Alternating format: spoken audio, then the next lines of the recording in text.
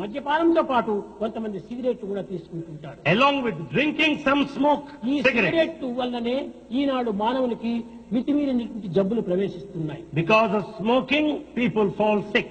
Asthma, ఇస్నోఫీరియా, గుండె జబ్బు ఇలాంటివంతా కూడా స్మోకింగ్ వల్ల వచ్చేటువంటివి. Asthma, eosinophilia and cardiac complaints due to smoking.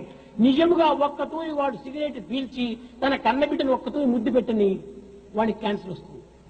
The moment he smokes and takes one puff, he will suffer from cancer. ఒక్కతూరి నీవు smoking చేసి ప్రత్యక్ష ప్రమాణంగా నిరూపించండి. You can prove it directly. తెల్లని బట్ట తీసుకుని ఆ గాలిని అని ఊపండి. Take the white cloth and blow it. ఈ తెల్లని బట్ట పైన ఎర్రని మార్పు ఏర్పడుతుంది. On the white cloth, you find red spot.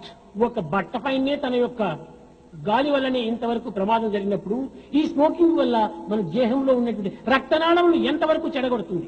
When the cloth shows all the spots, you can imagine how the vessels are spoiled. ఆరోగ్యాన్ని పూర్తి నిర్మూలం చేస్తుంది. The health is totally gone. జీవితమే కొంతవరకు నశింపజేస్తుంది. The lifespan is cut short. కనుక So, నిజమైన దైవ భక్తులు కాబోయేటువంటి వారు the true devotees, మాంసభక్షణ, మద్యపానము, ఈ యొక్క smoking, non-vegetarian diets, the drinking and smoking, ఈ యొక్క మద్యపానం చేత మహా క్రూరమైనటువంటి యొక్క కర్మలకు పాల్పడుతున్నారు. they must discontinue. They should not do that anymore. కానీ ఇది ఏ ప్రభుత్వం కూడా దీన్ని ఆపలేదు. But none can stop it anyway. ఎవరి భావం వారిలో మార్పు రావాలి. The feelings should transform. ఇది మానసిక పరివర్తన వల్లనే కలిగేటువంటిది కానీ పరుల వల్ల బోధిస్తే వచ్చేటువంటిది కాదు. It should come out of mental ఎవరికి transformation. వారు సత్యాన్ని గుర్తించి వర్తించాలి.